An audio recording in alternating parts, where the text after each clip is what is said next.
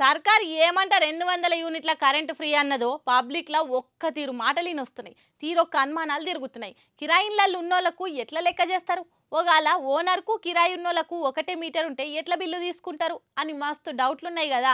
అగో అవన్నిటి మీద మా మైక్ టీవీ రిపోర్టర్ బుజ్జి క్లారిటీ ఇస్తదంట చూడుండ్రి. తెలంగాణలో 6 గ్యారంటీలలో భాగంగా 200 యూనిట్ల కరెంటు ఉచితంగా ఇస్తానని చెప్పి తెలంగాణ ప్రభుత్వం చెప్పింది. అయితే నిన్ననే స్పష్టం చేసింది ఎట్లిస్తది, ఎట్లా అప్లై చేసుకోవాలా అని స్పష్టం చేసింది. దాన్ని నేను మీకు ఎక్స్‌ప్లెయిన్ చేస్తా. 200 యూనిట్ల కరెంట్‌ని మనం ఎట్లా దరఖాస్తులు ఎట్లా చేసుకోవాలి, ఫస్ట్ ఏ ఆఫీస్‌కి పోవాలి, ఆ ఆఫీస్ నుండి మళ్ళీ ఏం ఫామ్‌లు తెచ్చుకోవాలి, దానికి ఏం అటాచ్ చేయాలి, ఇట్లాంటి విషయాలన్నీ చెప్తా. హైదరాబాద్‌లో రెంటర్స్ ఎక్కువ. అంటే ఊర్లలో నుండి వచ్చి మనం ఈడుంటాం. హైదరాబాద్‌లో రెంటర్స్ ఏమనుకుంటున్నానంటే రెంట్ ఉన్నోళ్ళకు మరి ఇది వర్తిస్తదా అంటే వర్తిస్తదని ప్రభుత్వం చెప్పింది. అయితే ఎట్లా వర్తిస్తదంటే కొంతమందికి మీటర్స్ రెంటర్స్‌కి ఉంటాయి, ఓనర్స్‌కి ఉంటాయి. అట్లాంటి వాళ్ళకి వర్తిస్తది. కాదు అని రెంటర్స్‌కి, ఓనర్స్‌కి ఇద్దరికి ఒకటే మీటర్ ఉంటే ఒకవేళ మీరు 200 యూనిట్లు వాడి వాళ్ళు 200 యూనిట్లు వాడితే 400 యూనిట్లు అయితది. సో అది వర్తించదప్పుడు. అందుకని ఇప్పటికి కొంతమంది ఉన్నోళ్ళు ఉంటారు. ఓనర్స్‌కి వేరే ఉంటది, రెంటర్స్‌కి వేరే ఉంటది. వాళ్ళకి వర్తిస్తది.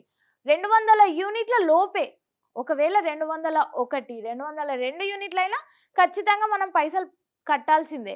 ఖచ్చితంగా అప్లై చేసే ముందు మెయిన్‌గా గుర్తుపెట్టుకోవాల్సింది 3 మనం ఖచ్చితంగా పెట్టాలి. అందులో ration card, Aadhaar card, current bill slip ఖచ్చితంగా ఉండాలని చెప్పి అధికారులు చెప్పిండ్రు.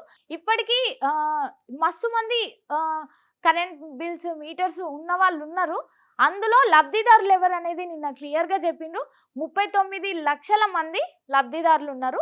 అయితే ఇవన్నీ అప్లై చేసినంక వాళ్ళు మన ఇంటికొస్తారు. మన ఇంటికొచ్చి ఇది నీ ఆధార్ కార్డేనా? నీ రేషన్ కార్డేనా?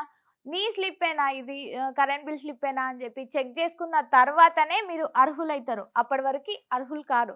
అందుకని ఒకవేళ మీ దగ్గరకొచ్చి చెక్ చేసుకోకపోయినా, ఒకవేళ దరఖాస్తులో మీరు మర్చిపోయిన ఏదైనా స్లిప్పో, ఆధార్ కార్డో, రేషన్ కార్డో ఉన్నా ఖచ్చితంగా వెళ్లి మళ్ళీ రీచెక్ చేసుకోండి. ఇది చూసిరు కదా, ఫ్రీ కరెంట్ మీద జనాలకున్న డౌట్లు అవన్నిటిని ఎట్లా క్లియర్ చేసిందో మా రిపోర్టర్. ఇప్పటికన్నా ఎసొంటి రందులు పెట్టుకోకుండా నిమ్మలంగా ఉండురి.